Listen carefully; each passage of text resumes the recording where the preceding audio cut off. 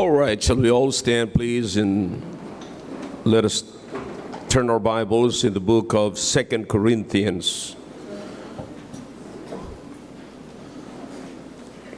2 Corinthians chapter 8. And I'm going to talk to you tonight about Christian liberal giving. Christian liberal giving. The liberality of giving. All right, 2 Corinthians chapter 8.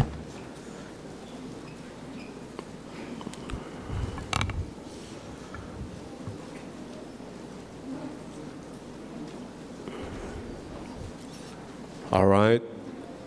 We'll start in verse number 1 para maunawaan po natin. Okay? All right. Are you with me? 2 Corinthians chapter 8, beginning from verse number 1 and verse number 2. All right? Are you with me now? Yes. All right. Verse number 1. Moreover, brethren, we do you to wit of the grace of God bestowed on the churches of Macedonia. All right, the grace of God bestowed in Macedonia. All right, you underline that para malaman nyo kung ano yung grace na yon ng Panginoon sa Macedonia. Macedonian church is not a rich church. Hindi po yan wealthy na simbahan or wealthy iglesia. All right, pero dapat maunawaan po natin na hanggat kahit na saan ang Diyos ay pwede magpadala ng biyaya. All right. Look at verse number 2. Here it is. Here's the blessing. Here is the grace of God unto the church of Macedonia. How that in a great trial of what? Affliction. The abundance of their what? Joy and their deep poverty abounded unto the riches of their liberality. Okay? Liberality is also big-heartedness and generosity. So if you have your Bibles, pwede niyong bibilugan yan. Yan ho ang ibig sabihin ng liberality. It means generosity or big-heartedness or pagiging mapagbigay, because the issue here is the liberality in giving. All right?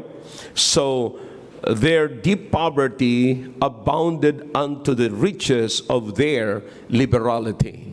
So ano pong ibig sabihin na overwhelm yung kanilang poverty, deep poverty ng kanilang liberality. That's what the Bible means, all right? Papaliwanag ko po yan sa inyo because we're going to talk about Christian liberal giving. All right? Tayo po sandaling manalangin. Dakilang Diyos, pagpalain niyo po ang usapin na ito at nawa po'y makapulot po kami rito at makakita po kami ng katotohanan na siya pong i-apply po namin sa aming buhay, Panginoon. Pagpalain niyo po ang bawat isa. Pagpalain niyo po, Panginoon, ang pangunawa ng bawat isa. At Banal Espiritu, kayo po ang magtrabaho sa aming mga puso, please.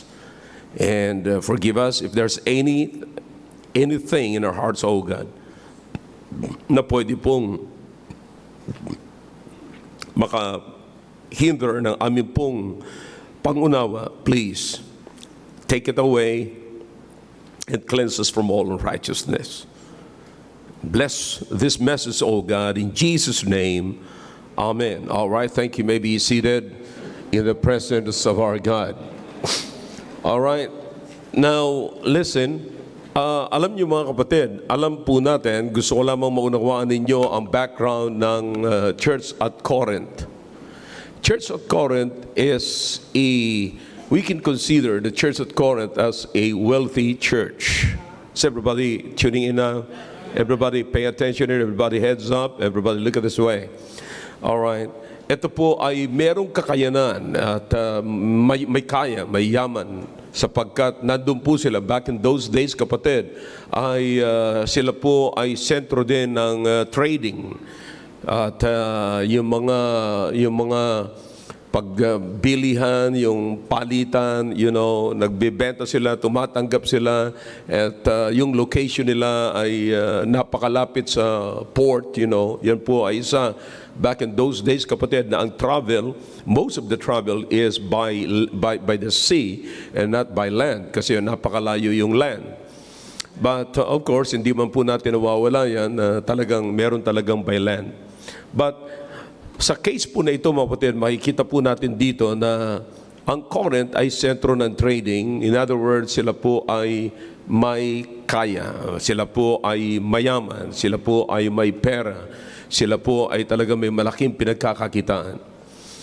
At so nakita po natin, nakilala po natin na ang church na ito sa Corinth, sinusulatan ni Paul, ay may sulat si Paul sa first letter niya, na ang kanyang sulat ay patungkol sa carnality, na sila ay bagamat meron silang ganong klaseng katayuan, pero ang nasa isip nila ay puro mga material na bagay. That's always the case, kapatid. Because they're abounding in material things, dadalhin nila ang kanilang attitude doon sa trading, lahat sa business, dadalhin po nila sa loob ng simbahan. Pero ang normal, mga kapatid, it should be, kung anong nakuha natin sa simbahan, dadalhin natin sa business natin. Hindi yung business natin, yung pagiging business-minded natin ang dadalhin natin sa church. You see, mas mahirap po, kaya mahirap ma-adapt yung Christianity sapagkat pagka ang isang business people ay, ang nasa isip niya lamang ay pera at ipinagmamalaki niya ay pera, pagdating niya sa loob ng simbahan, napakahirap papasukin, mga kapatid, ang salita ng Diyos kasi nahaharangan ng pera. You understand that? And sometimes, sabi ko nga po, mga kapatid, minsan yung pagiging pagkakaroon ng isang Kristiyano ng kanyang pera ay napapagkamalan na yun ang kanyang spiritual level. Which is very wrong. Kailanman hindi mo pwedeng i-spiritualize ang carnal. You see?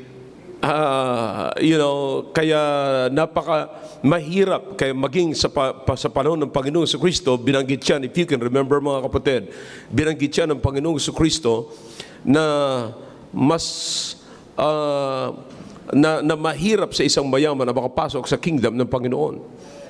You remember that? Okay, do you have that in your Bible? All right. So, it is because of that. Ang nasa isip ng mga tao, minsan, yung kanyang pananalapi, yung kanyang material abundance, ay kanyang spiritual abundance. You see, there is a part, I think, the book of Galatians, na sinabi ni Paul na whose God is their belly. Pagka medyo malaki yung kanyang tiyan, ganun din, malaki rin ang kanyang spirituality. See that? Because they thought na ang kanilang pagiging blessed sa katawan, ay blessed talaga sila spiritual. Malapit sila sa Diyos. Well, ako po'y naniniwala sa mga taong pinagpapala, mga kapatid, pero ako po'y hindi lahat ng mga malalaki ang tiyan ay malalaki po ang pagpapala ng Panginoon. Pero naniniwala ako na malaki lang sila kumain. But anyways, ako po'y tinitignan ko habang inaaral ko po ito, nakikita ko ang unang tanong, ang unang pumasok sa katanungan ko habang binabasa ko yung 2 Corinthians. You understand, na pag nag-aral ka ng 2 Corinthians, you need to go back to the 1 Corinthians. You need to check the first letter para maunawaan mo yung second letter. You see? Now, si Paul ay sumulat at pangalawang sulat ito, mga kapatid, na sinusulatan niya yung mga taga-Korinto na ini-encourage niya na magbigay. I hope na unawaan niyo po yung background nung sinabi ko kanina. Sino po yung mga taga-Korinto?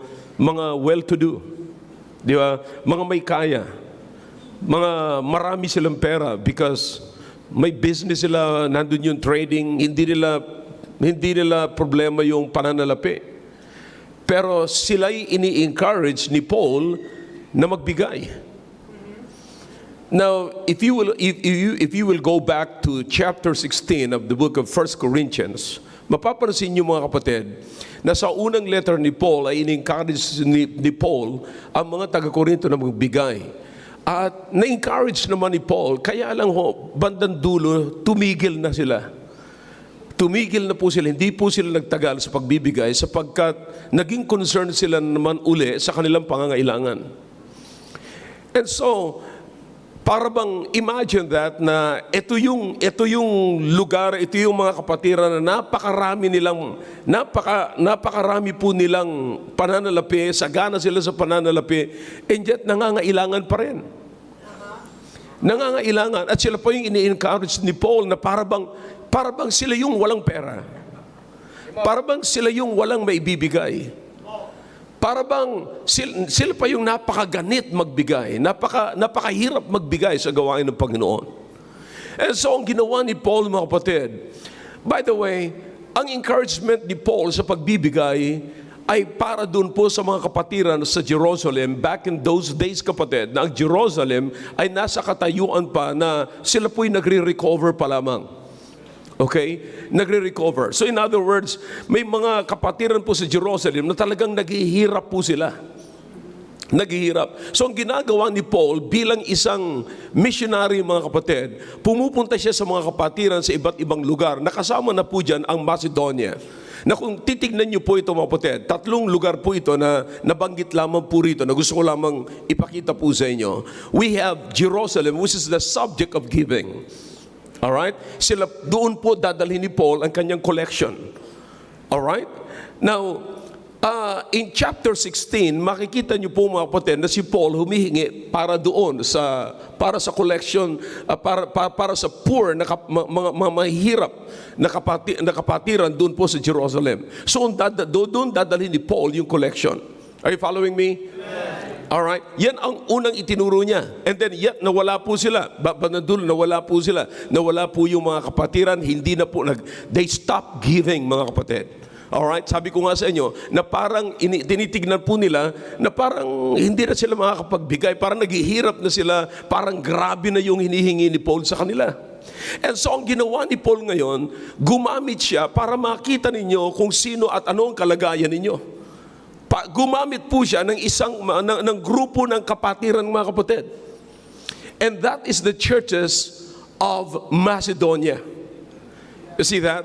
So, doon si Paul nangaral at alam niyo naman po na tinawag doon si Paul na probably may mga naligtas po doon, kaya lang wala akong nag-aasikaso doon. So, ang ginawa ni Paul, pinuntahan ni Paul at pagkatapos pinuntahan ni Paul doon, of course, nagsalita si Paul patungkol sa kalagayan, mga kapatid, ng mga kapatiran doon sa Jerusalem. Alright? So, ito yung scenario, mga kapatid. Unang letter, sinabihan sila, nag-submit sila. Pangalawang letter, makikita niyo po, ini-encourage na ni Paul na magbigay, na magpatuloy na magbigay itong church sa Corinth, mga kapatid. Natigil sila, kaya sila natigil sapagkat ang buong akala nila, naghihirap na sila. So ang ginamit ni Paul, kumuha siya ng mga kapatiran na mas makikita ng mga taga-Korinto na naghihirap pero nakakapagbigay. Alright? So what is the thing here, mga kapatid? Ano ang importante makita po natin dito? Alright? Ituloy po natin. Alright? In verse number 1, sabi ng Panginoon, ang biyaya ipinakita niya. Oh man, I'm telling you, kung maririnig po ito ng Macedonian Church, napakaganda. Maririnig po ito na talagang sabi nila, well, encourage kami kasi yung biyaya ng Diyos ay nasa amin. Bakit? Because in verse number 2, sabi ng Biblia, how that in a great trial of affliction. Ito, hindi po natin may mapagkaila na ipresent ni Paul yung church or churches of Macedonia doon sa church at Corinth para makita ng mga taga-Korinto kung ang totoong pagbibigay, ang liberal, ang may pusong pagbibigay. You see, para maunawaan nila ang totoong pagbibigay. Nang sabi ni Paul, how that in a great trial of affliction. You see that? Nagtitiis sila sapagkat, this church also, the churches of Macedonia is also suffering from persecutions. You see that? So, meron po silang, they are poor also. At yung kanilang poverty. It's not just poverty, but notice what the Bible says here. Deep poverty. Grabing kahirapan, kapatid. And so sabi ng Biblia, how that in a great trial of affliction, the abundance of their joy and their deep poverty abounded unto the riches of their liberality. You see, nag-uumapa po ang kanilang kasiyahan, mga kapatid, sa pagbibigay, sa kanilang sa kanilang puso na nag-uumapaw sa pagbibigay. You see, so anong makikita po natin dito? This Christians, the churches of Macedonia, or the churches of Macedonia, mga kapatid, though they were poor and persecuted, but they rejoiced exceedingly for the opportunity to be a part of Paul's ministry to their more impoverished brethren at na persecuted doon po sa Jerusalem. You see that? Are you following me? So bagamat po sila ay persecuted, bagamat po sila ay naghihirap, kapatid, pero sila po, pinipilit pa ni Paul na sila po ay natanggapin ni Paul ang kanilang offering, ang kanilang love offering para doon sa mga mahihirap na kapatid sa Jerusalem. Because the fact na pinipilit nila si Paul, ang ibig sabihin parang ayaw tanggapin ni Paul kasi alam ni Paul kung anong kalagayan ng Macedonia. Now, you understand that? Now, minsan, look at this. Naunawaan niyo po ba pagka, hindi ko naman nakikita yung buhay ninyo na naghihirap or whatever.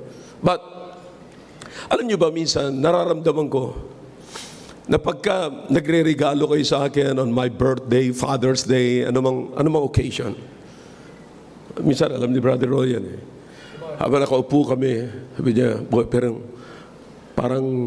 ayaw ko nang tanggapin. Parang, pag nagbibigay kayo, lalong-lalo na, of course, most of the time, nagbibigay kayo ng cash kasi hindi nyo na alam kung anong bibigay nyo sa akin eh. So, para makasiguro na lang, cash. Yeah. They understand na dumadating din sa point ng buhay ko para sabihin ko, parang ayaw kong tanggapin. Pero alam ko, mga kapatid, ang lumalagay na lang sa aking isipan, at least pag binigay niyo yan sa akin at ginamit ko sa gawain, may bahagi kayo. It's not the amount. It's not the amount, but it is your heart. You understand na kaya sabi ni Paul, naalala ko minsan, pumunta ako, actually hindi man po ako nagsalita eh. Pumunta lamang po ako sa revival meeting ni Brother Rick Belmonte. At nung pumunta po ako doon, ang nagsalita ay si Pastor RJ. Siya ang nagsalita, ako po ang kumain. At pagkatapos ng service, may love gift din ako. Sabi ko kay Brother Rick, Brad, wag na ito. In fact, marami pa siya pinadala sa akin. Lechon kawali, lahat. Naunawaan niyo ang ibig ko sabihin. Isipin nyo lang si Tang, and lechon kawali, sari-sari, mga kapatid. And ang dami pinadala sa akin. Tapos maya may binigay pa sa akin sa envelope. Sabi ko, Brad, wag na to. Tumingin siya sa akin. Nung pagtingin niya sa akin, parang nag-guilty ako. Sabi ko, nga pala, bakit ko aayawan ito? Parang tinitingin ko, parang tinitignan ko sila na parang palagay niyo sa amin, walang pagpapala. Tapos hindi ko makakalimutan sinabi niya, tanggapin mo na, sir, kasi para pagpalain naman kami. Sabi ko, meron pa bang iba? Para pagpalain kayo. But dumarating sa punto po na ganyan. Nauunawaan ko si Paul. I hope you understand. Para lalo pang maging maliwanag po sa inyo ang nakalagay sa Bible na hindi lamang po ito damdamin ni Paul, nagiging damdamin po ito ng isang mangangaral na mayroong puso sa gawain. So every time na magbibigay kayo sa akin, ay nagkakaroon kayo ng bahagi sa gawain. You understand that? Sapagkat doon po napupunta yan, mga kapatid. Now, here's the thing, sabi ni Paul, in deep poverty, and in a great trial of affliction, the abundance, their joy, sabi ni Paul, their joy and deep poverty abounded unto the riches of their liberality. So, here mga kapatid, pinapatunayan ni Paul mga kapatid, that even the poor, maging yung mga mahihirap, ay pwede po silang maging blessing. Maging yung afflicted, maging yung persecuted, ay pwede rin po silang maging blessing. Pwede po silang, yung mga persecuted, pwede po silang maging comfort ng ibang mga tao na meron pong nararamdaman mga kapatid. You know, most of the time, ang problema lamang po natin is that naiisip po natin mga kapatid ay yung wala tayong maibigay. Para bang zero na tayo because we think always that we are poor. And because we are poor, we cannot give anything. And we cannot do anything. Ang alam lamang po natin ay magtumanggap, yung mga mahihirap ay tatanggap, at yung mga mayroon ay magbibigay. So, exactly, ganyan po yung case dito mga kapatid. Now, pinapatunayan lamang po ni Paul na kahit na gaanong hirap mo, imagine na ginamit niya yung pinakamahirap sa mahirap para lamang turuan sa pagbibigay itong mga meron. Come on! What a shame! Ulitin ko po mga kapatid, ginamit niya yung mga mahihirap sa pinakamahirap para turuang magbigay itong mga meron. Na sinasabi ni Paul that even you are poor, you can even be a blessing even to the poorest. You can be a comfort to those who are more afflicted than you are. And so this is exactly what happened to the churches of Macedonia. They, the Bible says, gave beyond their power to give. Now here's the thing. It is always liberality against ability. All right? What is that?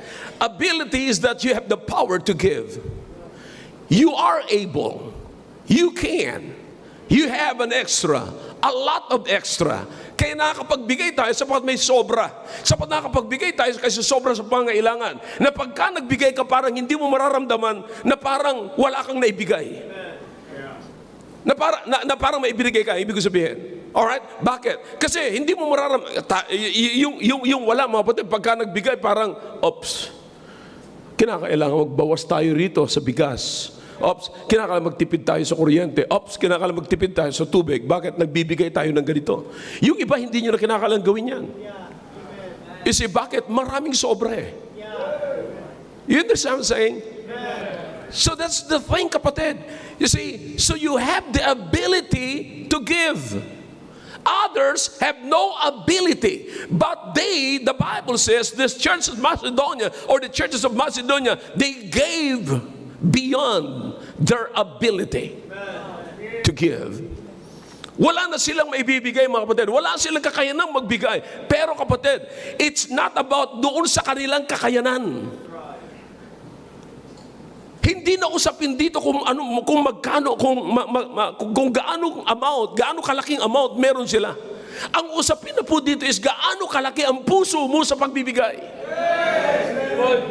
Yan ang dahilan kung bakit sila nakapagbigay. Sapagkat meron silang malaking puso, wala silang malaking amount, kapatid, na ibibigay, pero may malaki silang puso pagdating sa pagbibigay. That's why they gave. So nakikita niyo po ang usapin dito, kapatid, na maraming beses na ginagawa po nating dahilan, mga kapatid, ang pagbibigay, na ang pagbibigay ay hindi ko makapagbigay sapagkat ako'y may problema, meron akong ganito, you understand? Now, naalala ko mga kapatid, yung mga kung babalik po kayo doon sa Old Testament, sa Old Testament, makikita nyo sinasabi ng Panginoon doon, sinasabi ng Diyos sa kanila, kaya kayo walang maibigay, kaya kayo wala, sapagkat para kayo naglalagay ng pera sa sidlan na butas. Kasi nag-iimpok kayo ng pera sa isang sisidlan na butas, kaya hindi kayo makapag-ipon ng malaki. Now, do you understand? Yung problema ng tao lagi ay pagbibigay, pero bihira ho ang nagkaroon ng problema sa pagtanggap. Pag-usapin ng pagtanggap, mga kapatid, halos lahat gusto tumanggap. Pero pagdating sa pagbibigay, kapatid, maraming may problema, maraming naghihirap.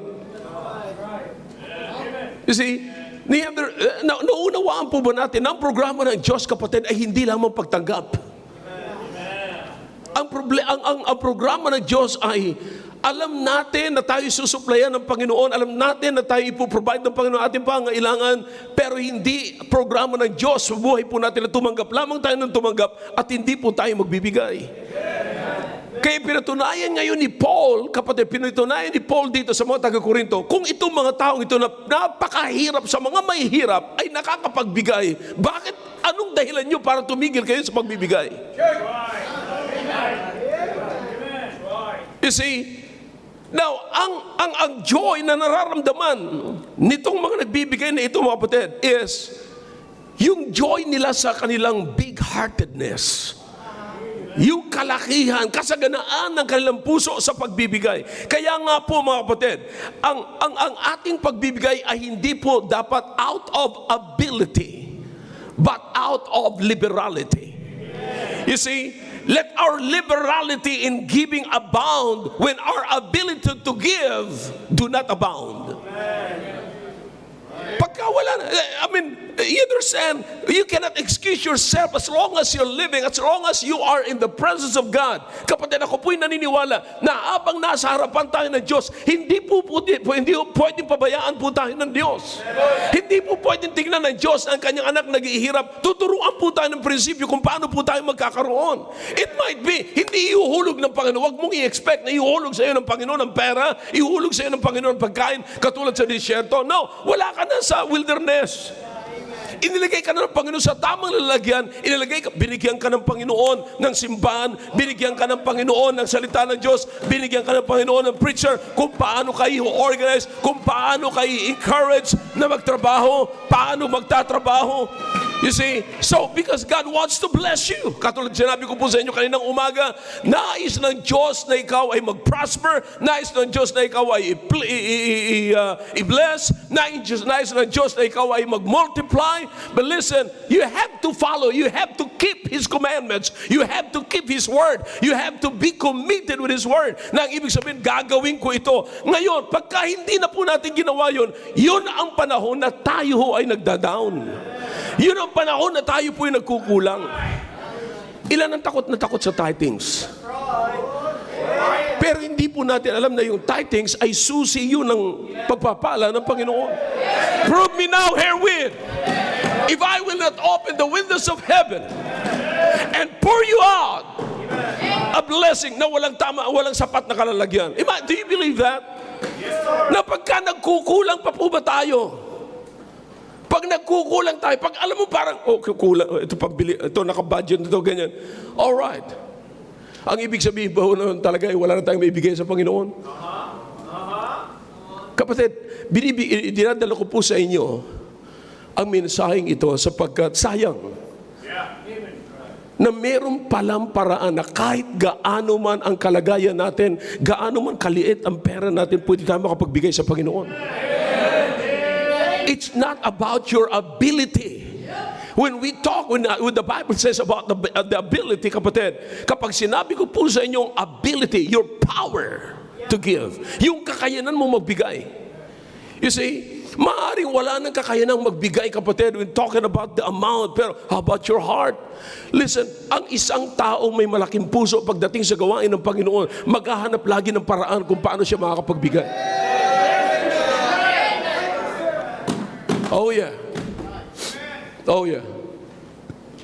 Kapatid, honestly, ako'y nagpapasalamat sa Panginoon. Wala akong tinatanggap ng mga malaking support, malaking whatever. Pero ako'y naghahanap lagi ng paraan na every time na magkakaroon ng offering, nag-o-offering ako. That's me. Kinakailangan lumago ka pa para magawin mo yan. Huwag mo kong gayahin na maaari sabi, gayahin ko nga yan si Pastor para pagpalain ako ng Panginoon. Naku, bukas wala ka ng pera. That's right. Gawin mo yan out of the abundance of your heart. Out of the abundance of your heart. Not of the abundance of what you have. We give not because of the abundance of what we have, but we give because out of the abundance of our heart. See? Kapatid, it is important kasi alam nyo, maraming ilan sa mga kapatiran na maaaring iniisip nyo, matagal ko na nagbibigay ng tithes and offering pero hindi man ako pinagpapala ng Panginoon. Do you understand, mga kapatid, na minsan nagbibigay tayo kasi gusto nating ibalik ng Panginoon sa atin yung nawala sa atin. No, maybe maraming beses po tayo umaani na ng consequence ng pagkakamali po natin doon sa nauna. Maaaring inaani po natin yung mga kapatid at sana wag naman po nating gawing susi yung ating pagbibigay sa maiksing panahon para mabawi natin yung nawala sa atin. So wag ho nating gawing dahilan, mga kapatid. Una, yung ating pong affliction, yung ating poverty, para mawala yung kasiyahan natin sa pagbibigay. You know, kaya yung iba, alam niyo malungkot, mga kapatid, sa simbahan, pagkausapin ng mga kapatid yung pagbibigay, parang gusto na natin, sana hindi nila ako umattend. Kasi alam natin guilty tayo eh. Kapatid, nagtatrabaho tayo, may sweldo tayo, anong pangunahin natin? Do you believe what the Bible says, seek ye first the kingdom of God? Do you believe in the principle of put God first? Now we're talking about money here, but the point here, kapatid, kaya ko dinadala ito, mga kapatid, is this.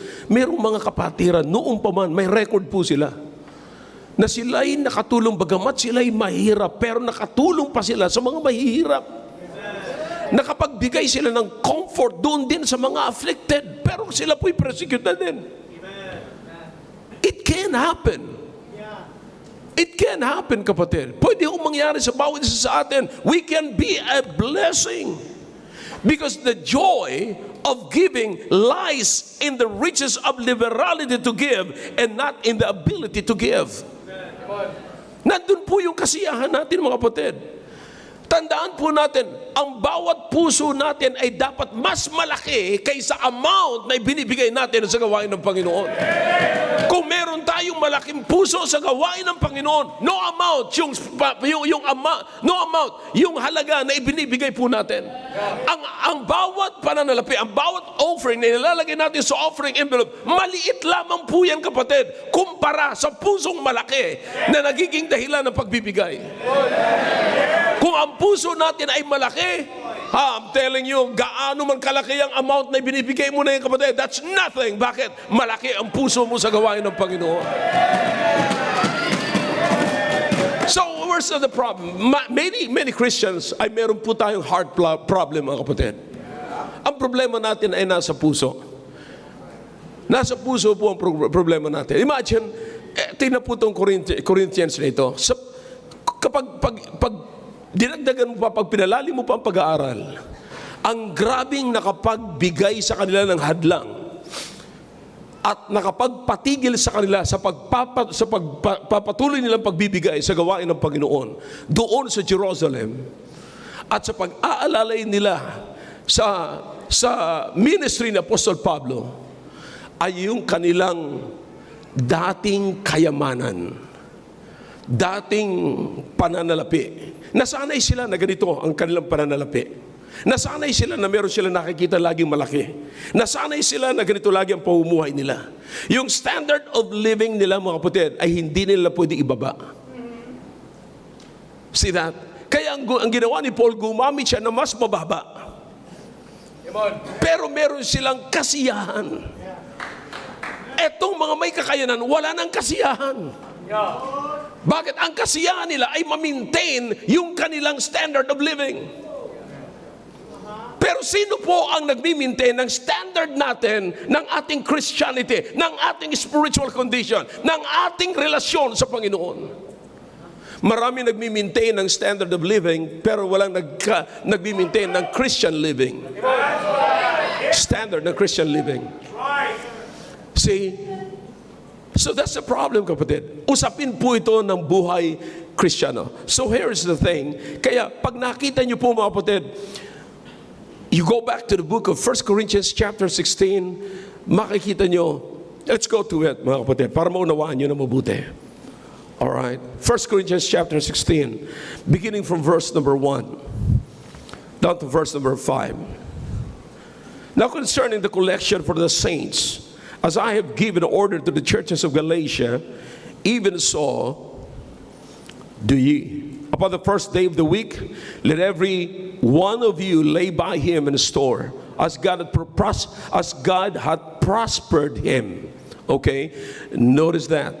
We're, again, nasa Korinto pa po tayo mga kapatid ha.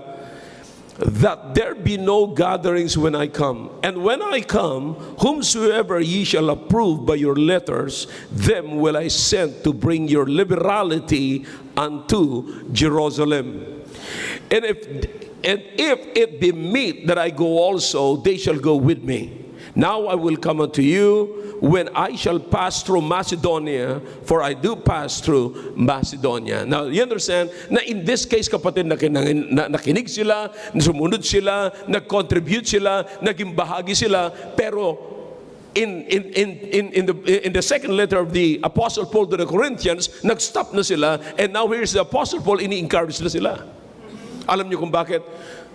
Bumaba yung, dahilan sa kanilang pag-maintain sa kanilang Christian way of living. Standard way of living. See? So hindi na nila maabot, kinakailang ma-maintain ko ito. But compared, kapatid, sa mga kalagayan ng mga Kristiyano sa Macedonia, grabe ang angat nila. Naalala ko lagi, pagka pumupunta rito yung mga kaibigan ko, mga Amerikano, naalala ko, first time, si Brother Greg, pumunta rito, I think 2002 or 2004. I can't remember. But, nung pumunta siya rito, of course, iba ang pumumuhay natin sa pumumuhay nila. Nung pumunta siya rito during the balikatan, naglalagay pa lamang tayo dyan ng mga sako, mga kapatid. At nakita niya yung mga, sabi ko, bago ka bumalik ng hotel, dumaan ka muna rito. So dinaan ko siya doon sa mga nakahiga, natutulog ng mga delegates. Alam mo kung saan sila natutulog? Naglatag kami ng banig, doon sila natutulog mismo sa lupa. Doon sa lupa sila natutulog. Nakita lahat yun Brother Greg. Akala ko walang dating sa kanya. Pinakita ko lamang sa kanya. Tapos bumalik na po siya sa kanyang hotel. Magang-maga, bumalik siya sa akin. Tinawagan niya ako, sabi niya, pick me up. Sabi ko, that's too early, brother. No, bring me to your room. Bring me to your office, sabi niya. I need to get to my mom. I need to talk to her. I need to talk to my dad. Biko, ano kaya nangyayari dito sa taong ito? Ba kung ano na panaginipan ito? Yung pala buong magdamag, sabi niya, umiiyak siya. Tinawagan niya, pagdating dito sa office, tinawagan niya yung magulang niya, yung mommy at daddy niya, sabi niya, I can't believe this. Sabi niya, hindi ako nakatulog sa buong magdamag, iyak ako ng iyak, ganito. Habang kinakausap niya na yung kanyang tatay at nanay, umiiyak siya, at sinabi niya, I can't believe this. Nakita ko kung saan sila natutulog, nakita ko anong klaseng buhay. Sabi niya, this is real Christianity. Ito ang totoong Christianity, sabi niya, dito ko nakita. At yun ang nagbago sa buhay niya. Sabi niya, this is the right place to invest. Maya-maya, nag-uusap na sila, ang narinig ko na naman, why don't you tell the pastor about it? You can talk to him. You can talk to him. So sabi niya sa akin, hey pastor, my mom and dad wants to talk to you.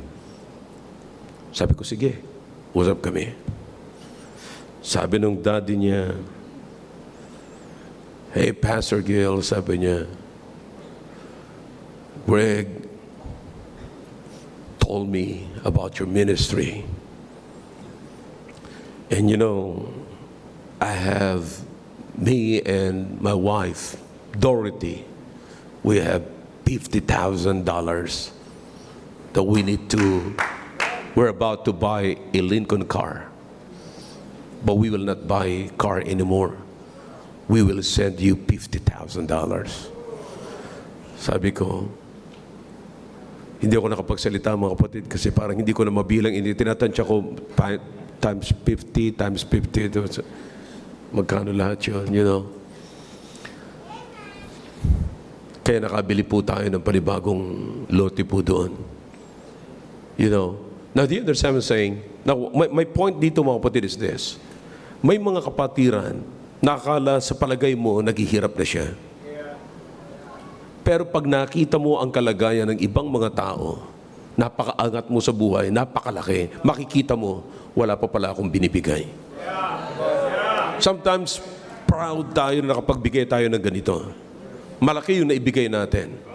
At yung mga mahirap nakapagbigay lamang ng ganito, 2,000, nakapagbigay ka ng 20,000, that's only, what is that? What is 2,000 lamang sa 20,000 mga kapatid? You understand what I'm saying? Pero pag tinignan mo ang kalagayan nila kung saan at kung paano sila nakapagbigay ng 2,000, maiiyak ka sa binigay mong 20,000. Somebody talk to me. Yeah. Brethren, this is exactly, ito ang pinapakita ni Paul sa mga taga-Korinto. Na sinasabi ni Paul, moreover, brethren, moreover, masasabi ko na grabe ang pagpapala, grabe ang biyaya ng Diyos dito sa mga taga-Macedonia sapagkat sa kabila ng kanilang pagsubok, matinding affliction at sa kanilang grabing kahirapan, pinilit pa nila ako na tanggapin ang kanilang love offering doon sa mga mahirap sa Jerusalem, para doon sa mga mahirap sa Jerusalem. Do you get the point? Now, here's the thing here para sa atin mga kapatid. Ang gusto ko makita nyo rito is, huwag tayong gumamit ng excuses para hindi makapagbigay. The fact na tayo ay nabubuhay, it doesn't matter. Inuulit ko po, it's not the amount. Wag mong pahintulutan na yung amount, yung pera ang mag-control ng puso mo.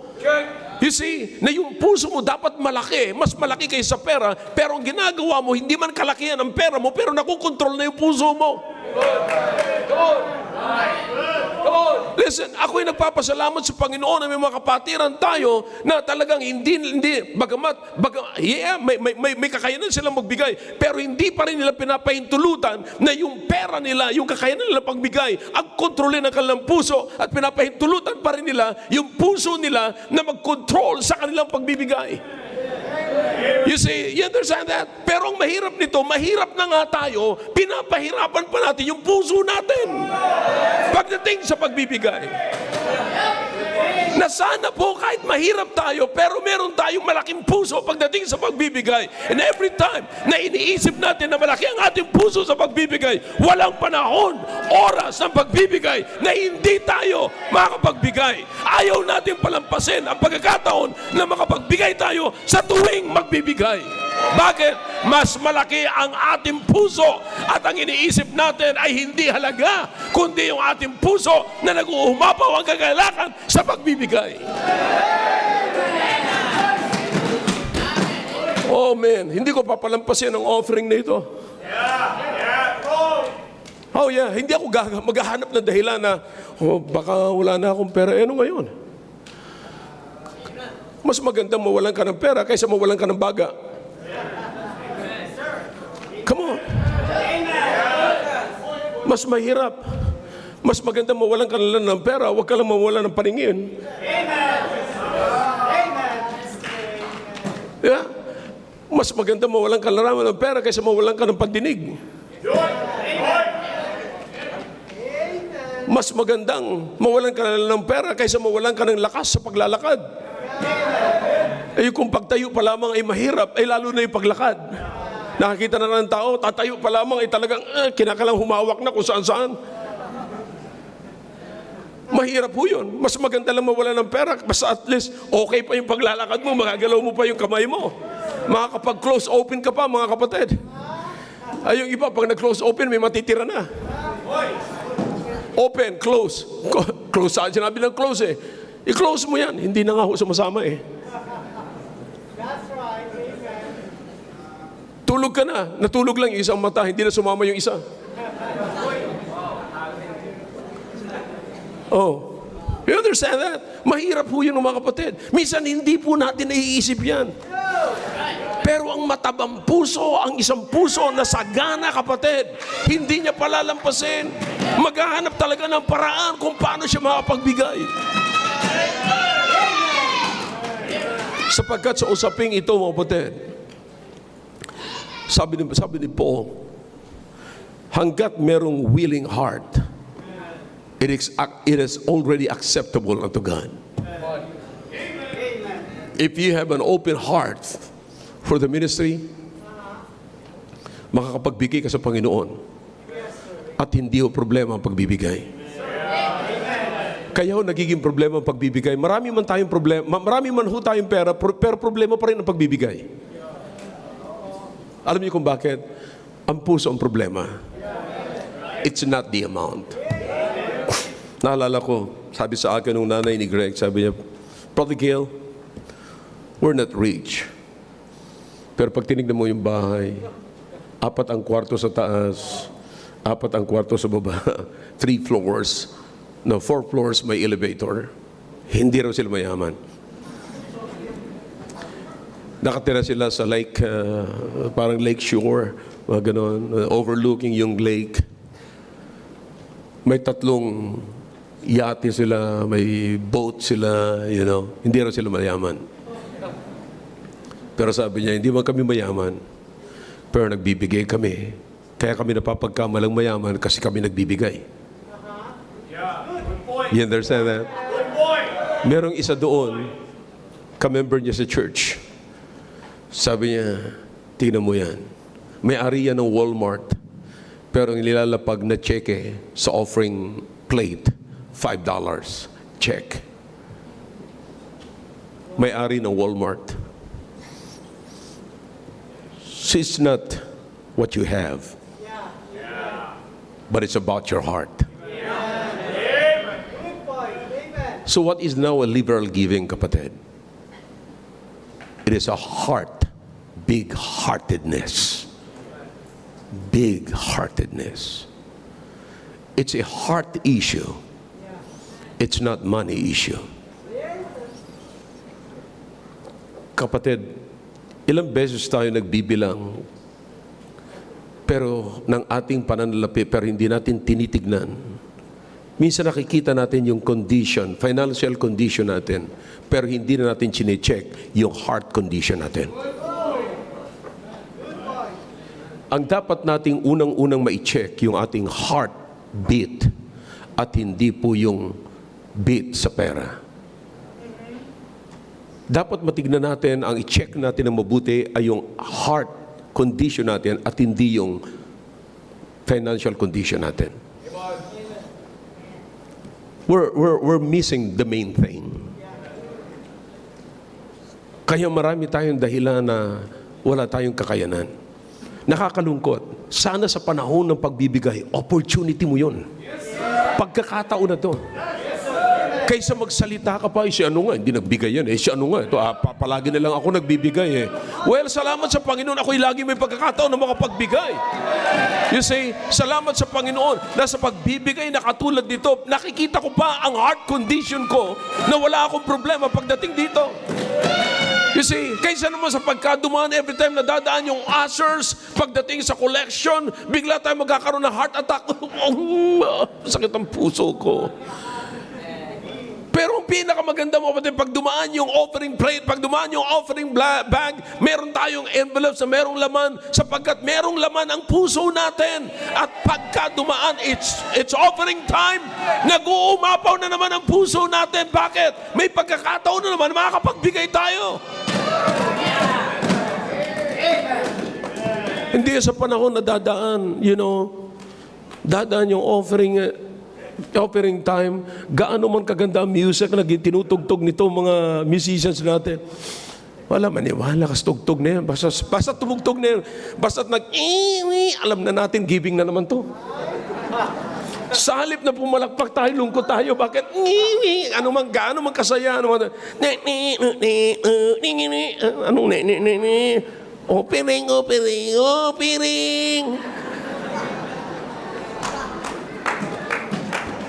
Darating ang pagkakataon, mga kapatid, magkaka-allergy na kayo pagka tumunog na to mga ito. Mamaya kakausapin nyo, susunod ha, huwag na kayong tutugtog. You understand? Brethren, think about the joy. Naunawaan niyo po ba mga kapatid, na yung magkaroon ka ng joy sa pagbibigay, that's hindi yung galing sa atin. Hindi ang galing sa atin. Ang ibig sabihin niya, nagtatrabaho sa atin ang Diyos. Sapagkat ang nature natin ay tumanggap at hindi magbigay. Pero the fact na nakakapagbigay tayo at natutuwa tayo, there is something within us na nagtatrabaho, mga kapatid, na hindi natural sa atin. At yan ay trabaho ng Diyos. Brethren, tandaan niyo po nito, ang pinakamaganda rito sa liberal giving, hindi ka mawawalan ng pagkakataon. Sinasabi ko to mga kapatid, big-heartedness is never out of place. Laging may lugar. Sa bawat pagkakataon, makikita mo ang isang matabang puso, makikita mo ang isang puso na nag-uumapaw sa pagbibigay. Laging may pagkakataon. Hindi nawawalan ng pagkakataon. Brother, kung alin pa yung gusto natin, hinahanap natin, parang nagtanong sa akin naalala ko, nasa Amerika ako, doon sa Arkansas, meron doon kung tawagin Little Rock. Sa Little Rock, meron po doon tinatawag na Asian store. At sa Asian store na yun, makakabili ka doon ng balut. Sa Amerika, may balut. So, si Brother Sneeder, nagkaroon siya during his mission conference, nagkaroon siya ng Filipino time. Yung Filipino time na yun, yan yung panahon na ipapakita nila na nagmi-minister sila sa Filipino at ipapakita nila doon ang hindi man lahat ng produkto ng Pilipino kundi isa sa mga popular na pagkain ng Pilipino at pinili niya yung balot. Sapagkat nandoon ako, sabi niya, Brother Gil will show us how to eat balut. Yeah. So, nandun naman si John Higgins, meron pa silang isa, sabi ko, tama-tama, sabi ko, may mga tinuruan na ako rito kung paano kumain ng balut. They will eat with me. Tinawag ko. Ang biyera, makikita mo yung mukha nila, pinipilit nila kumain ng balut. Sabi ng iba, what is that thing for? Kasi pag kwentuhan mo sila, nandun pa yung balahibo, nandun pa yung tuka, nandun pa yung ulo, nandun pa yung mata, nakadilat na gano'n habang kinakain mo. Habang kinakain mo siya, nakatingin sa'yo, you know. Malaki yung mata. Ayaw na ayaw nila yon. Ayaw na ayaw nila. Sabi niya, why do you need to eat that? Sabi ko, because I think there's a lot of protein in it. Why don't we just buy protein?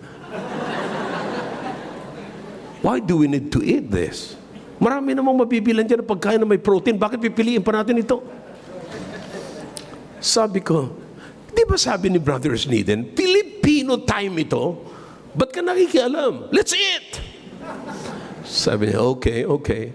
Now, do you understand mga kapatid? Minsan philosophy rin niya na napakaraming mga Kristiyano. Maraming paraan pa naman para i-bless tayo ng Panginoon.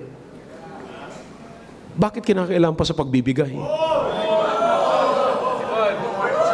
Mag-soul winning ako, bibless ako ng Panginoon. Maging mabait ako sa kapwa ko, ibibless ako ng Panginoon. Pero ang tanong ko naman sa inyo, anong masama kung bibigyan ka ng Panginoon ng pagkakataon para makapagbigay ka at sa pagbibigay mo na yon ay pagpapalain ka ng Panginoon? What's wrong with that? Aayawan mo yung pagkakataon na mas malaki ang magiging bahagi mo or makikita mo ang kahinaan mo pagdating sa pagbibigay. Napakalakas natin sa ibang bahagi ng Christian life natin, pero pagdating sa field of giving, humihina na po tayo. Nawawalan na tayo ng protein pagdating sa pagbibigay. Oh, napakarami mga excuses pagdating sa pagbibigay, kapatid. Pwede naman tayo pagpalain ng Panginoon sa iba, bakit ito pa? Pero anong masama? It's not from you. I mean, everything belongs to God. The silver, the gold, and everything na nandito sa lupang ito, wala kang pag-aari dito. Pero binigyan ka ng Panginoon upang magkaroon ka rin ng pagkakataon na igawad mo ang iyong kamay sa iba. At magkaroon ka ng bahagi, binibigyan ka ng Panginoon ng pagkakataon. It's not yours. Papatunayan kung hindi yun yan. Pag namatay ka, mag-isa kang ililibing. Do you understand? Kaya nga sinasabi ko, kapatid, nung tayo isinilang, wala tayong dala. Alam mo kung bakit, mga kapatid? Sabi ng Panginoon, hindi mo na kinakailangan magdala. Bakit? Akong bahala sa iyo. Nasa akin lahat. Ako ang provider mo. Bakit ka pa magdadala? Kaya kong ibigay sa iyo. Saan ka nang galing? Hindi mo na kailangan magdala kasi ako magpo-provide ng lahat ng kailangan mo rito. At hindi lang magpo-provide ng pangailangan, pasasaganain pa kita. Sa panahon na wala kang maibibigay, ako ang magbibigay sa iyo para magkaroon ka ng pagbibigay. Or maibibigay. Pag alis mo rito, wala ka ring dala. Bakit? Sa dami ng binigay ko sa iyo, hindi mo na kayang dalhin. Come on. Ito na lamang, kapatid. Ilang pirasong damit meron tayo before? Meron ka bang cellphone dati? Ilang sapatos na ngayon na napakaraming bago pinamimigay mo lang, hindi mo nagamit? Come on, talk to me if you can. Ilang damit ngayon ang nasa tukador mo, na nasa cabinet mo, na hindi mo pa nagagamit? Ang tagal-tagal na niyan. Hindi man yan binigay. Binili mo yan na kurso na dahan mo lang. Pero hanggang ngayon, ilang nakasalansan doon na hindi pa nagagamit. Ilang mga bamahaling mga bags na nakasalansan lamang doon, kapatid, na hindi mo rin nagagamit. Ilang belt doon na nakasinusinturonan mo, yung cabinet mo, punong-puno na ng sinturon, pero hindi mo pa rin nagagamit. Kapatid, sasabihin ko sa iyo na yan ay biyaya ng Panginoon sa buhay mo at nagpapakita lamang yan na walang panahon sa buhay mo na hindi ka makakapagbigay para sa Kanya. Na ang ibinibigay natin sa gawain ng Panginoon ay wala pa sa naka-stack na ibinigay ng Panginoon sa iyo. Are you with me? Ulitin ko po, na ang binibigay mo sa gawain ng Panginoon ay wala pa yun sa mga naka-stack na ibinigay ng Panginoon sa buhay mo. At sa totoo, kapatid, lahat ay may ibinibigay, may nakalaan ng Diyos na pagpapala sa atin. Lahat. Huwag mo sabihin na Panginoon, Pastor, poor lang ako, mahirap lang ako, nandun lang ako nakatira sa ganito.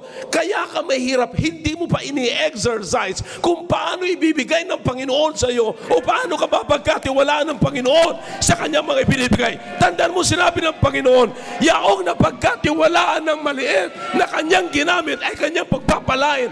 Yaong hindi mapagkatiwalaan sa marami ay hindi niya pagpapalain.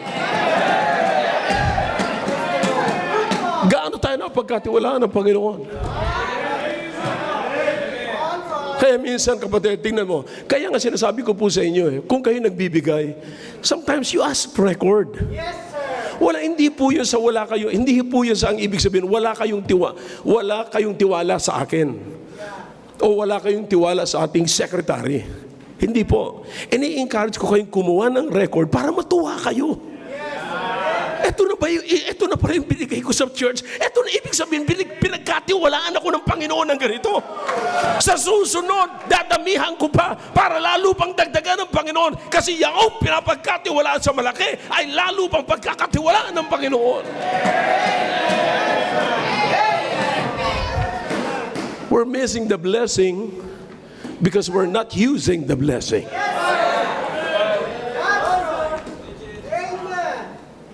Kapatid, tignan po natin. It's not about your condition right now. Try God, not me. Sabi ng Biblia, prove me now. Don't prove me. Prove God. Hindi man ako nagsasabi nito, mga kapatid. Pinapakita ko lamang po sa inyo. Kung ang church churches of Macedonia who were in deep poverty, they were able to give beyond their power, their ability to give. Kapatid, palagay ko wala pa naman tayong sa sitwasyon na ganyan. You're still blessed. We are still blessed. Kapatid, the fact na meron tayong cellphone ang araw-araw na kinakarga natin dito, ha? So, wala sasabihin, ay kasi konti lang naman yan. Ilang konti ang tinapon mo na? Yes, sir. Amen. Na kung binigay mo sa Panginoon at pagpapalain, tandaan niyo kapatid, 5 pirasong tinapay lang at 2 pirasong isda, marami nang napakain. Gaano pa kaya sa sinasabi mong galing lamang sa, by the way, kanino ang galing yung 2 pirasong isda at saka 5 pirasong tinapay? Talk to me if you can. Sa isang bata. Sa isang bata. Maaaring may 2 pirasong whatever, maliit na amount na nanggaling sa mahirap. Pero it is not you that multiplies. It is God that is able to multiply it. At kapag ka minultiply ng Panginoon, I'm telling you, ilang mga churches ang makikinabang, ilang mga kapatiran may kinabang. You see, nawa po yung maging maliwanag sa atin. Alam ba, nauunawaan po ba natin kung anong ginagawa natin dito? Ilang mga missions meron na tayo? Sabi ko nga nung kinausap ko yung mga pastors, kapatid, napakapalad nyo. Kasi nung nagsimula ako rito, nagsimula ako sa Fort Bonifacio, hindi ako hinanapan ng building ni Pastor Ed. Hindi ako hinanapan ng lote. Sabi ko sa inyo, ultimum pew, binabayaran po natin yan sa kanya nung binili ko yung San Pedro. Piano. Naalala ko, sabi ko, yung kauna-unahan nating mini grand piano, binili po natin yung sa San Pedro. Magkano? Sabi niya, $1,000 ang bili ko dyan eh. So anong ibig sabihin nito?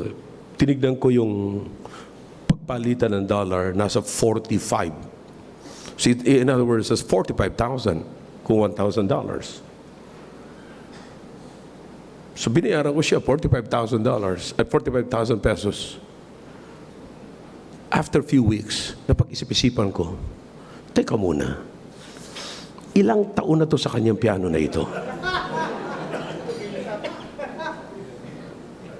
$1,000, noong ang dollars ay 32, mga ganon.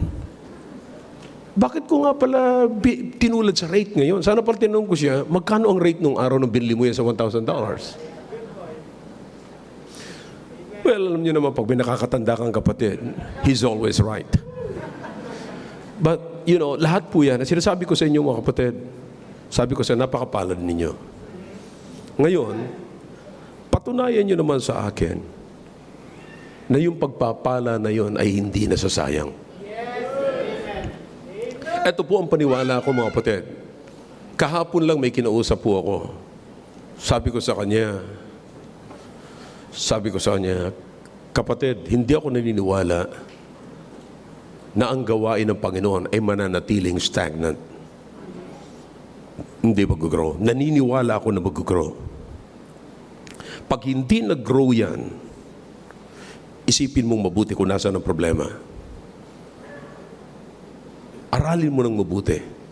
Sapagkat kailanman hindi plinano ng Diyos na ang gawain ay maging stagnant. To propagate is to produce more. See? So, it's because, kapatid, lahat ng ginagawa po natin dito, lahat ng amount na nilalagay niyo po sa offering envelope, lahat ng amount ng pananalapi na nilalagay niyo po sa offering envelope, sinisiguro ko po sa inyo na hindi po yan nasasayang. Sinisiguro ko sa halip, isipin niyo po mga kapatid, sa kaliit-liitan, ako'y nagpapasalamat sa Panginoon, tayo nga kayong dalawa, Exodus tsaka Raynan. Yeah. Harap kayo sa kanila. Ilang taon pa lamang po yung work natin doon? 3 years. Naka-anniversary, right? Nandun tayo. 3rd anniversary, mga kapatid. Okay? Pero ngayon, nakapag-produce na po yung gawain doon ng dalawang nagsuko ng buhay mag-aaral sa Bible School. See? You pray for them kasi hindi po natin alam, mga kapatid, hindi naman po tayo, you understand na nag-invest po tayo doon ng millions of pesos. Nag-invest po tayo doon. Bumili tayo ng lote doon, and then nagpatayo tayo ng building doon. May mga plano po tayo doon. Marami, tuloy-tuloy pa rin po yung gastos natin doon. Sinusuportahan po natin yung dalawang missionaries natin doon, mga kapatid. Do you understand na hindi ko pera yon? Bahagi lang po ako doon, kapatid. Pera ho ng church yon. At kung kayo naglalagay ng pera sa offering envelope, kasama po kayo doon. And now we can see the product. Somebody talk to me. Now you can see the product. Kapatid, hindi po natin alam, baka pag nakagraduate ng Bible School ito, matrain natin dito, mga kapatid. Baka ito na itong umikot sa bundok, mga kapatid. Bigyan lamang natin ito ng mga kabayo. Ewan ko lang. Ha? Kabayong makakabayuan, ha? Ha?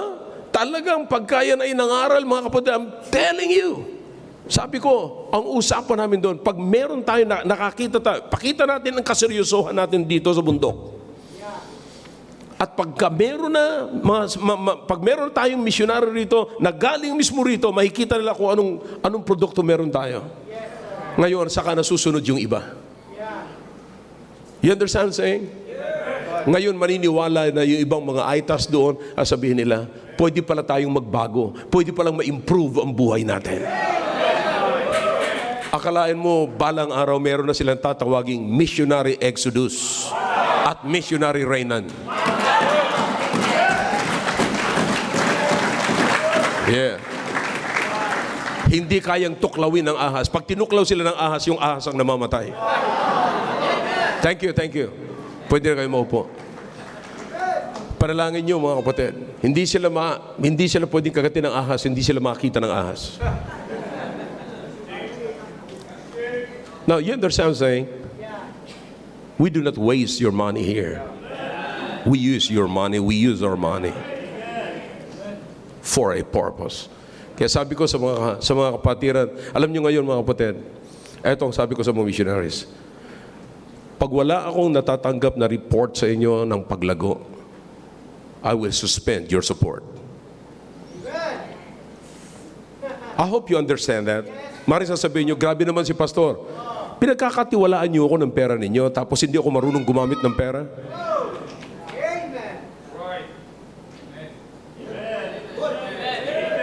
Nirerespeto ko yung pagtitiwala nyo sa akin sa pera, mga kapatid. At kung nirerespeto ko yun, dapat gamitin ko na maayos yun. That's right. Hindi ko sasayangin, aaksayahin yung pera nilalagay nyo sa offering envelope. Kaya sinasabi ko sa inyo ngayon, let us have heart, mga kapatid, pagdating sa pagbigay. Let's possess a big heart for the ministry.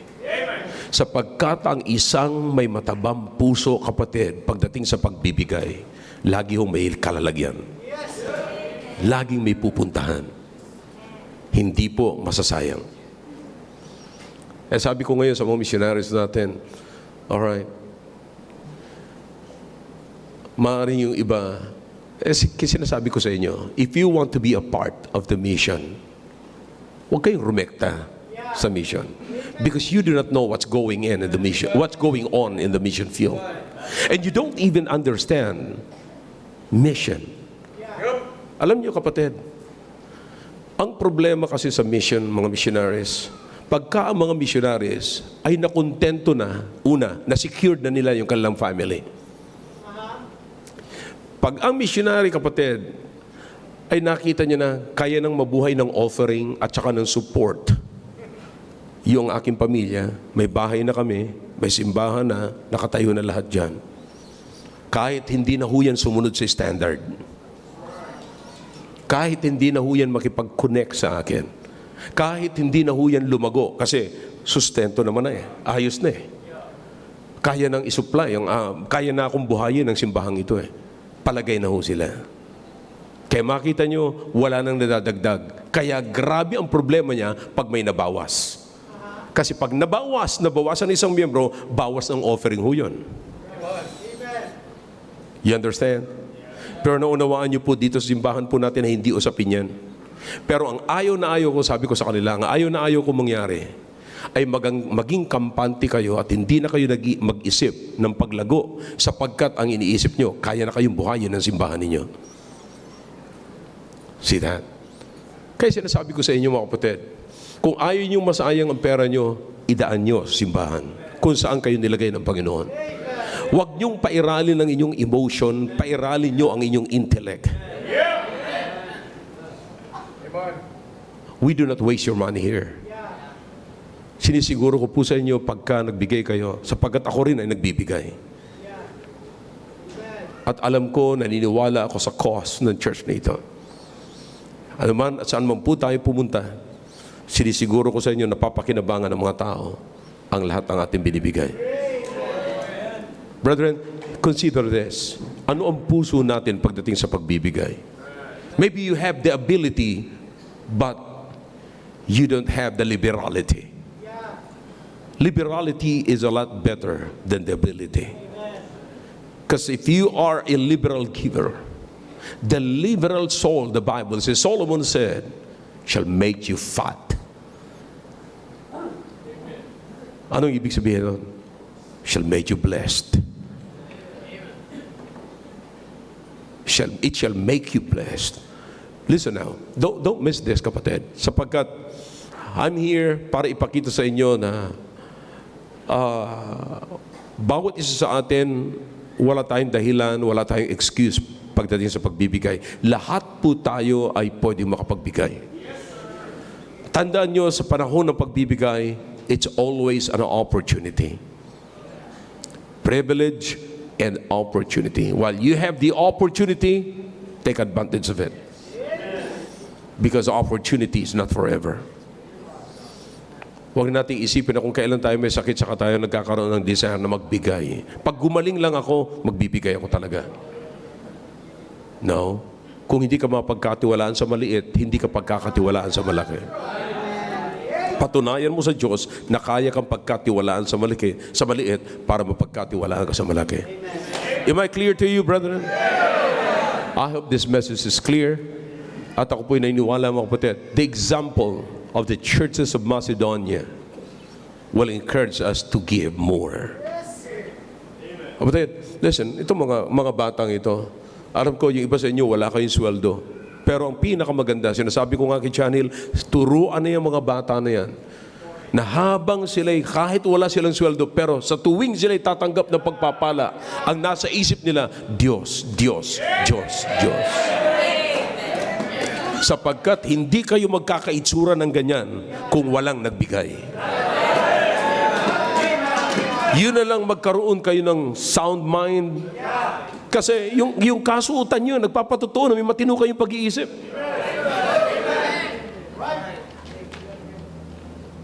And the fact na meron kayong matinong pag-iisip, may nagturo sa inyo. Nilagay kayo ng Panginoon sa tamang lugar, nilagay kayo ng Panginoon sa tamang simbahan para mag-itsura kayo ng ganyan. So brethren, ito'y nagpapahayag mga kapatid. Ako'y nagpapasalamat sa kung anong meron tayo sa simbahang ito, sapagkat sa simbahang ito, napapatunayan natin mga kapatid, na meron tayong pastor, meron tayong Biblia, meron tayong Diyos, meron tayong disiplina, meron tayong standard. Hindi natin, lahat yung kapatid, lahat ng mga yan, may kinalaman dyan, ang pagpapala ng Diyos sa buhay natin. Lahat. Every time na pumasok kayo rito, pag nakita nyo malinis ito, pag nakita nyo walang problema air conditioner, pag nakita nyo walang problema ang ating mga ilaw, pag nakita nyo ang lahat ng kaayusan dito mga kapatid, may kinalaman ang pagbibigay nyo dyan. And that's something? Be thankful to God that you have a part. I'm thankful to God that I have a part.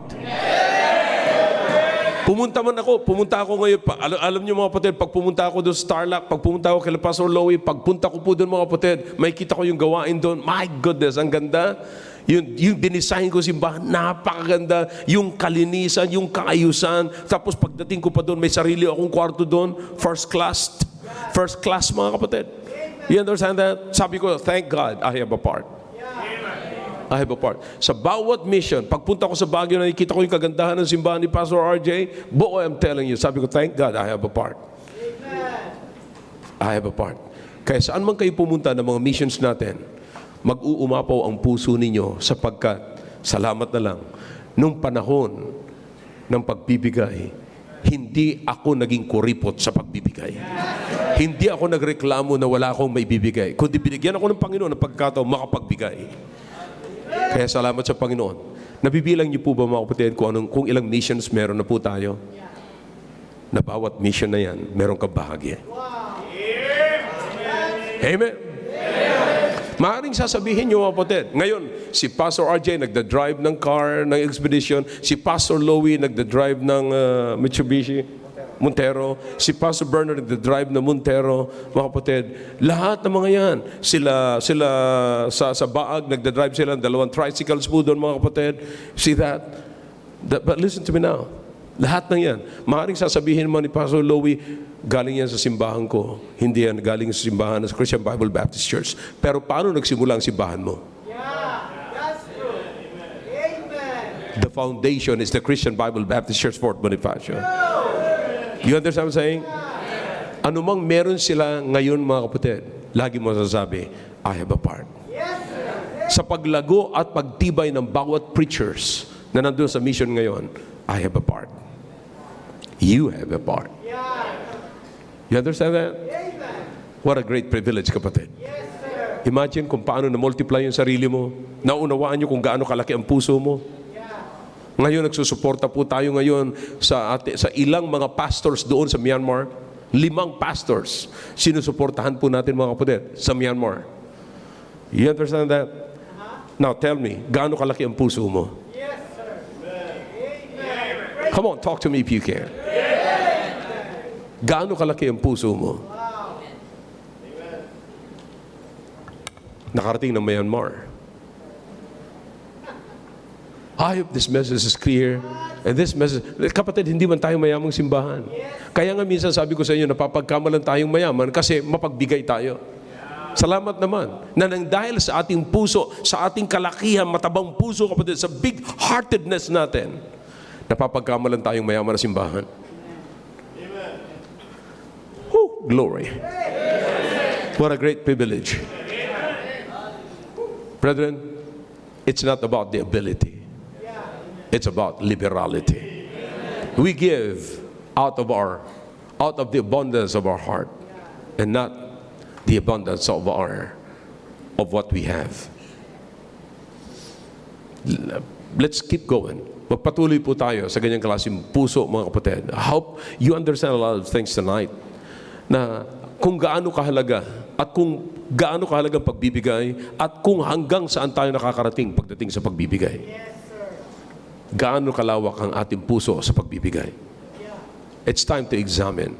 Kapatid, ngayong gabi, nais kong hamunin ang bawat isa. Tigilin nyo na ang pagsabing wala ako may bibigay. Tapusin nyo na ngayong gabi ang pagsabing mahirap lang ako. Tapusin nyo na ang inyong pagsasalita na wala, mabuti pa sila meron. Listen, the fact na ngayon ay may buhay ka, may lakas ka, umihinga ka, it's not about now kung anong matitira sa iyo, kapatid. Tanggalin mo ang lahat ng pera sa bulsa mo, matitira lang ang buhay mo, pinagpala ka pa rin ng Panginoon. Sapat sasabihin ko sa iyo, kapatid, pagka medyo kakabitan ka ng oxygen sa ospital, mas pipiliin mo na mawalan ka na lang ng pera, huwag ka lang kabitan ng oxygen. Am I clear tonight? I hope nakita nyo ngayong gabi kung gaano kayo ka-blessed sa kabila ng sinasabi nating I'm poor. Maaring hindi man tayo katulad ng iba sa mga may pera dito, mga kapatid. Maaring maliit ang ating pera. Maaring sabihin natin wala talaga tayong pera ngayon sa ating bulsa, mga kapatid. Pero hindi tayo wala ng biyaya. Naalala niyo, mga kapatid, sa gitna ng mga may kaya, Sinabi ni Paul, mas blessed. Nakita niyo kung gaano ka-blessed ang churches of Macedonia? See? You see, ngayon may kakayanan ka. You have the ability to give, but you're not giving.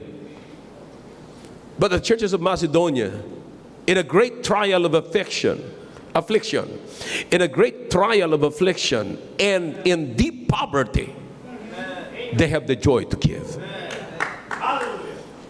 Kayo, you have the power to give. You have the ability to give, but you're not giving. Pero sila sa gitna ng affliction, grabing affliction, at kahirapan sa buhay, they were able to give. Ayaw pa nilang paawat. Inaawat sila ni Paul. Pero sabi, no, we want to be a part of your ministry. We want to give. We want to give to the poor people in Jerusalem. What a great blessing to give. Amen. Shall we all stand, please? Father, thank you for your words. Bless your message, O God, to the hearts of your people. And always my intention, O God, I want to encourage your people to give more for the ministry, to be a part of your ministry. Paintulutan niyo po lagi, Panginoon, na makapagbigay po kami.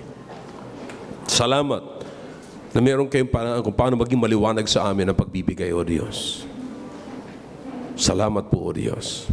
Pagpalain niyo ang bawat anak niyo, bawat pamilya na lalapit po ngayon, bawat individual na lalapit po ngayon. Patuloy niyo pagkalooban kami na matabang puso sa pagbibigay. Your heads are bowed, your eyes are closed. Now let's come to the throne of God tonight. Let's talk to God.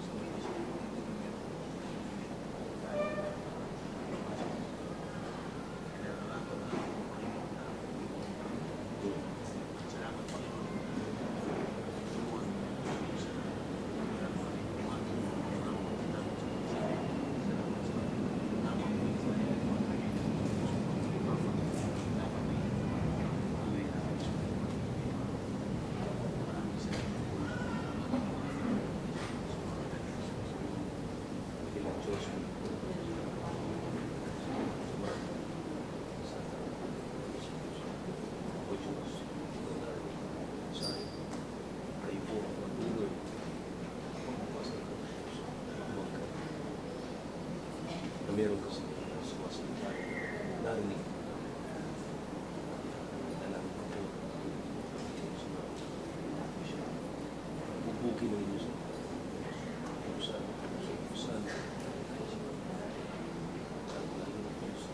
Magandang bagay. Pinapagpunan mo namin po sa niniwala ko na kailangan din po. Kailangan ba kami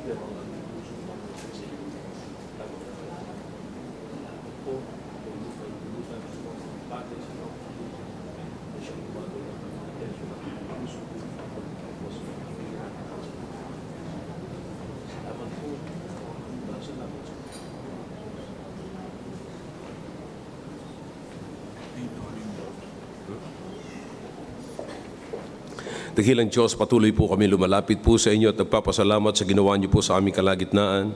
Tunay nga po, O Diyos, na napakabuti ninyo sa pagkaloob sa amin ng pagkakataon at pribileyo na maging kabahagi ng inyong gawain. Thank you for putting us into the ministry, O God. Thank you for putting us into the right church, into the right place, O God, and for giving us the right book that will guide us into the proper way of Christian life. Salamat, Panginoon, sa pagkakataon na ito.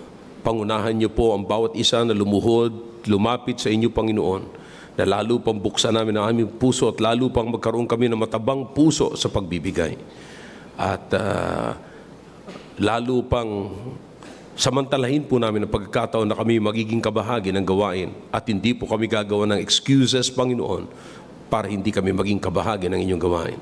Sa halip, ilalagay po namin anumang pagkakataon, sasamantalahin po namin upang mailagay po namin ang anumang pwede naming ilagay na maging kabahagi po, na maaaring maging kabahagi sa gawain po na ipinagkatiwala niyo po sa amin.